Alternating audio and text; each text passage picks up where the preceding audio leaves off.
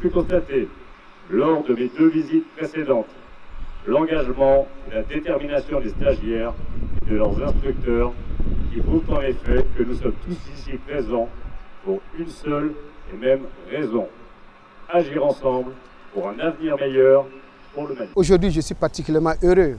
Nous venons de terminer la cérémonie de fin de formation du CMA-TT6 de la mission d'entraînement de l'Union européenne qui a vu la formation d'environ 200 militaires maliens. L'UTM nous aide dans plusieurs sens, que ce soit dans le conseil, que ce soit dans l'entraînement, que ce soit dans la mise en place des dynamiques pour que tout l'arsenal qu'on dispose soit mieux apprécié et mieux utilisé.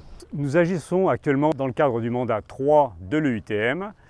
Dans ce cadre-là, nous avons un objectif, c'est de proposer une CMA-TT adaptée aux besoins de nos partenaires maliens. Alors, depuis la création de l'UITM en 2013, les CMA-TT ont toujours été un petit peu à l'ordre du jour, à savoir d'apporter du conseil in situ, de la formation et des savoir-faire, mais j'aimerais bien préciser que nous agissons en tant que frères d'armes. Cette CMA-TT a été très enrichissante à plusieurs titres.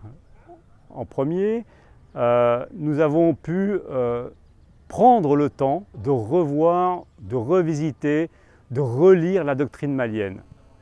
Dans un second temps, nous nous sommes axés sur des branches qui avaient besoin d'un petit regain d'énergie, à savoir la branche logistique, à savoir la partie communication opérationnelle et puis la partie transmission.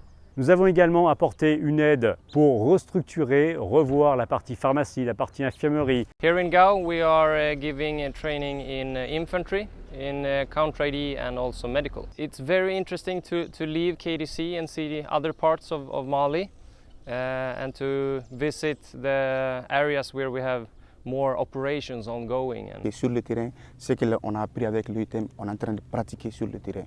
Et ça fait vraiment ses fruits. Ça fait que déjà on est accroché, les gens n'ont plus cette notion de fuite là. Donc on fait face et on réagit.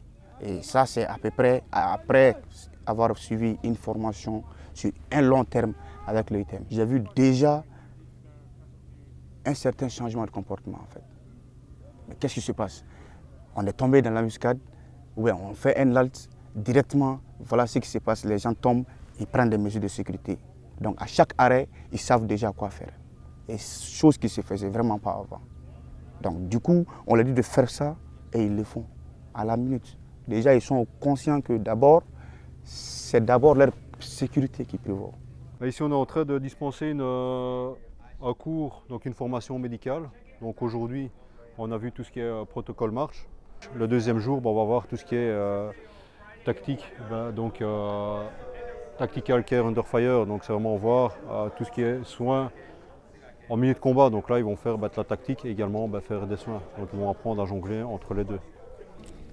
La formation qui m'intéresse beaucoup, que j'aime beaucoup, ça c'est la formation de combat. C'est ça que moi je veux pratiquer sur le terrain.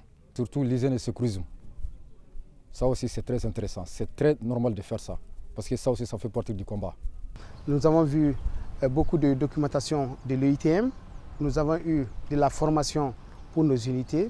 Nous avons eu un accompagnement du point de vue matériel. Je pense que l'UITM est en très bonne voie pour réussir la réforme de l'outil militaire au Mali.